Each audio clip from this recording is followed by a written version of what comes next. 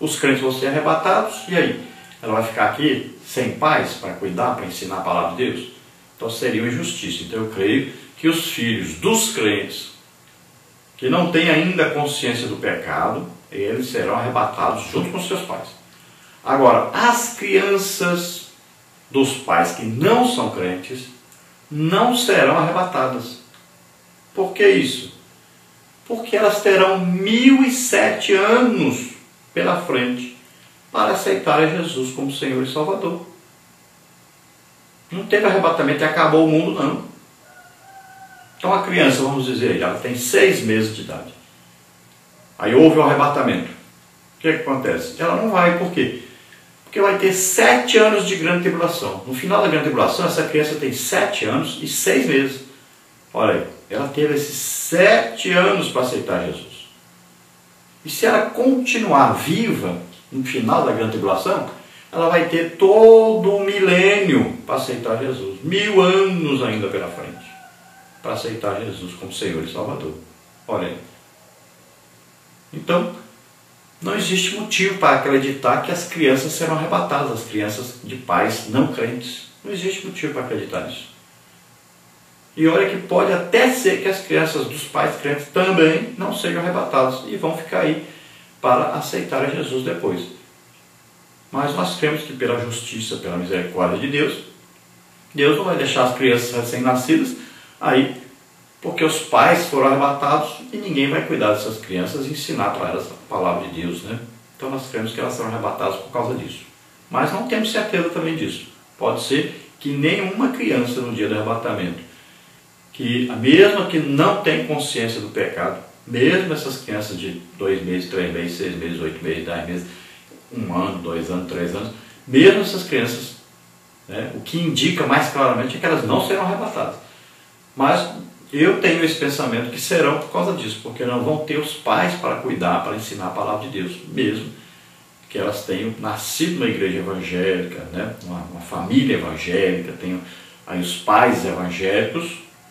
Então nós temos que ver o que acontece com elas, porque às vezes o mais certo é acreditar que não vão subir no arrebatamento, mas dependemos aí da graça, da misericórdia de Deus, do amor de Deus, e pode ser que sim, que vão ser arrebatados.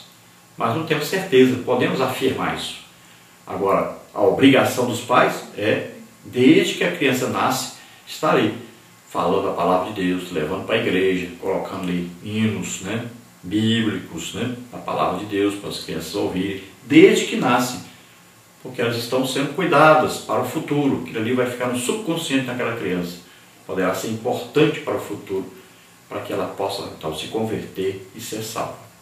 Agora isso é caso do arrebatamento. Caso de morte é outra coisa. Então, a criança morreu, tanto faz ser filho de crente como ser filho de descrente, ela morreu sem ter ainda consciência do pecado, então nós acreditamos que ela está salva. Aí é caso de morte, não é caso de arrebatamento. Então existe a idade da inocência e existe a idade da consciência. Então ela passou a ter consciência do que é certo e do que é errado. A partir daí, o que ela fizer e é errado, já é pecado. Ela precisa se arrepender disso. Precisa aceitar Jesus como Senhor e Salvador, como qualquer adulto. A criança pode crer e ser salva. Tópico 1, os pequeninos creem em Cristo. Tópico 2, as crianças das cartas bíblicas. E tópico 3, outras crianças da Bíblia. Então a Bíblia comprova que a criança pode arrepender-se de seus pecados, crer em Jesus e recebê-lo pela fé e ser salva. Então existe a comprovação bíblica de que uma criança pode ter consciência do seu pecado, se arrepender, aceitar Jesus como Senhor e Salvador e ser salvo. Vamos ver então, tópico 1. Os pequeninos creem em Cristo. Jesus, que sonda mentes e corações, testemunha a capacidade dos pequeninos crerem em seu nome. E Jesus, chamando uma criança, a pôs no meio deles. Mateus 18, 2. Logo a seguir advertiu: mas qualquer que escandalizar um destes pequeninos que crê em mim, melhor lhe fora que se lhe pendurasse ao pescoço uma mó de azenha e se submergisse na profundeza do mar. Mateus 18, 6. Pelo que observamos no relato de Marcos, a criança que Jesus tomou como exemplo era pequena, porque ele a pegou no colo. Marcos 9, 36.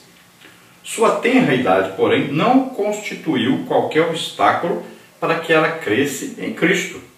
Então a criança que Jesus estava falando, que ela não podia ser escandalizada, ou seja, que um adulto, uma pessoa qualquer pudesse fazer alguma coisa que a desviasse da sua fé, da sua salvação, então era uma criança pequena, porque Jesus pegou no colo, né? Criança que a gente pega no colo, aí 3 anos, 4 anos, 5 anos, por aí, né? No máximo, né? Que é a criança que a gente pega no colo. Então, para servir de exemplo, Jesus colocou uma criança bem novinha no colo e mostrou aos seus discípulos: essa criança que está no meu colo, olha, cuidado, aquele que fizer ela se desviar do caminho de Deus. Então é melhor ele pegar aquela pedra grande, né, que usa-se para moer ali a azeitona e fazer ali um óleo, né? Então o azeite, que era usado na época. Então ele falou: olha, pega uma pedra, é melhor ele pegar uma pedra dessa, pendurar no pescoço e pular dentro d'água e morrer, do que ele escandalizar uma criança dessa, porque senão ele vai passar um castigo terrível. A pessoa que faz desviar uma criança do seu caminho. Imagine um pai, um crente que se desvia do Evangelho e agora começa a proibir os filhos de ir para a igreja, começa a dar mau exemplo para os filhos. Imagine os filhos que estavam indo para a igreja desde pequenininho, de repente o pai, a mãe desvia, é causa de desvio dessas crianças. Pais que atrapalham, impedem as crianças de ir para a igreja. Imagine, tem muito pai e mãe assim. Então Jesus advertiu: cuidado, é melhor pegar uma pedra dessa e botar no pescoço e pular dentro d'água do que você impedir uma criança de encontrar-se com Deus, de seguir uma vida com Deus. Então, se Jesus disse que uma criança pode se perder, pode se escandalizar, é porque ela foi salva, é porque ela encontrou a salvação sendo criança. E a criança que estava no colo de Jesus não tinha mais do que 5 anos, né? Então temos que tomar cuidado. As crianças, desde pequenininhas, devem ser levadas a aceitar Jesus e permanecerem nessa fé, indo para a igreja, estudando a Bíblia, ouvindo o ensinamento, levando aí para a escola bíblica dominical. Então deve-se tomar cuidado com as crianças e ter uma educação dentro de casa também, uma educação bíblica. Ler a Bíblia, conversar sobre a Bíblia, né? Ensinar sobre a Bíblia. Os pais devem contar aquelas histórias bíblicas para as crianças desde pequenininhos, tá? Isso é importante. Fazer um culto doméstico é importante. Tópico 2. As crianças das cartas bíblicas. Paulo inicia a epístola aos Efésios saudando os santos que estão em Éfeso e fiéis em Cristo Jesus. Carta aos Efésios, capítulo 1, versículo 1. No final da carta, ele recomenda aos filhos que sejam obedientes aos pais. Efésios 6, 1. Logo, a mensagem do apóstolo destinava-se também às crianças que na introdução da carta foram incluídas entre os santos e fiéis. Quem ainda duvida de que uma criança possa experimentar a alegria da salvação?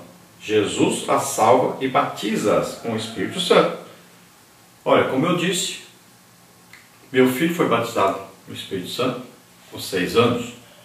Eu oro sempre por crianças aí, por onde nós vamos ministrar, e já vi muitas crianças. Aí faixa etária de 3 anos, 4 anos, aí, 5 anos, 6 anos, várias crianças batizadas no Espírito Santo. Então não existe essa idade para falar, né? Essa criança não tem consciência, não sabe nada de nada. Não, muitas crianças são batizadas no Espírito Santo bem novinhas. Então não existe essa idade pré-determinada. Se a criança é batizada no Espírito Santo, é porque ela já tem consciência. Ela ali com Jesus, ela conversou com Jesus, ela pediu perdão, ela se aproximou de Jesus, disse que queria ser batizada, que queria servir a Jesus, que queria ganhar almas. Olha, é uma consciência já. Isso é uma criança o quê? Uma criança geralmente numa cidade grande, né? Ela tem uma maior consciência das coisas. Então ela aprende muita coisa, né? Nos colégios, em casa, na TV, na internet, né? Para todo lado. Então ela vai aprendendo, ela vive num mundo muito aí sofisticado. A criança aprende rápido demais as coisas. Já uma pessoa lá no interior geralmente não tem essa facilidade, né? Não tem essa convivência, né, dentro da sociedade muito grande. Então ela convive ali só com os pais em casa, e o máximo que faz é ir até um colégio, mas aí já é uma idade, já com 5, 6 anos. Já uma criança aí na cidade grande, já é colocada numa creche, né, desde novinha, às vezes já desde bebê já está numa creche, então ali já tem convívio com outras crianças, né? O mundo dela já é bem maior, então ela convive com muitas pessoas, às vezes também vai para uma igreja que tem muita gente, então é diferente a criação, o meio que vive de uma criança na cidade grande para uma criança do interior. Então muitas vezes na cidade nós vamos ter as crianças que têm maior consciência do pecado, mais novas. Então Paulo, quando fala aos Efésios, né, chama-os de santos, são salvos ali, está escrevendo para a igreja na cidade de Éfeso, e ele no final da carta fala sobre os filhos, que os filhos devem obedecer a seus pais. Então aí inclui o que? As crianças, desde a tenra idade até se tornarem adultos. Então essas crianças também devem obedecer a seus pais, devem saber que é pecado quando desobedece aos seus pais. Vamos ver então o tópico 3, outras crenças da Bíblia. Timóteo era apenas um menininho quando aprendeu as Sagradas Letras, 2 Timóteo 3,15. E mais tarde, ao ouvir o Evangelho através de Paulo, aceitou prontamente Cristo, tornando-se útil ao reino de Deus. Veja Atos 16, de 1 a 4, 2 Timóteo 3, 14 a 17. No Antigo Testamento também encontramos crianças que conheciam a Deus e fielmente o serviam. Haja vista Miriam, irmã de Moisés, Samuel e a escrava de Naamã. Então nós vemos aí no exemplo de Timóteo, né? A Bíblia diz que ele deveria permanecer nas sagradas letras que ele aprendeu desde bem pequenininho. Paulo diz a fé que veio aí da sua avó Lóide, de sua mãe Eunice, né? Foi transmitida a Timóteo. Então Paulo escrevendo, ele fala que Timóteo, desde que nasceu, estava ali ouvindo todo dia a palavra de Deus, todo dia ouvindo. Foi aprendendo e já jovenzinho, já sabia realmente a palavra de Deus. E quando Paulo passa por ali, aquele jovem então recebe a salvação, ele precisava ouvir uma pregação realmente do Evangelho e falando de Jesus, porque ele foi criado no judaísmo, aprendendo a palavra de Deus, ouvindo, mas não era salvo, ele precisava ouvir a pregação e receber a salvação. Então Paulo passa ali e ele então se converte, ele agora é crente e Paulo leva consigo, porque viu que ele realmente era um jovem diferente dos outros. Ele tinha uma criação ouvindo a palavra de Deus e agora era um jovem crente que conhecia realmente a palavra de Deus.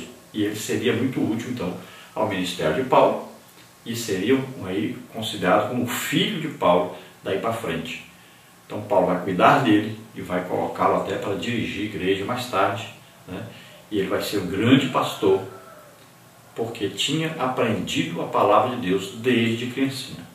No Antigo Testamento nós podemos ver o exemplo de Miriam, né? Uma criança que já fez um grande trabalho para Deus, acompanhando Moisés ali, que foi colocado nas águas, né? Moisés desde bebezinho também foi criado ouvindo a palavra de Deus, mesmo depois de ser levado para o palácio de Faraó. Mesmo assim, a mãe foi amamentá-lo e durante esse período que ele foi amamentado, ele também ouviu a palavra de Deus.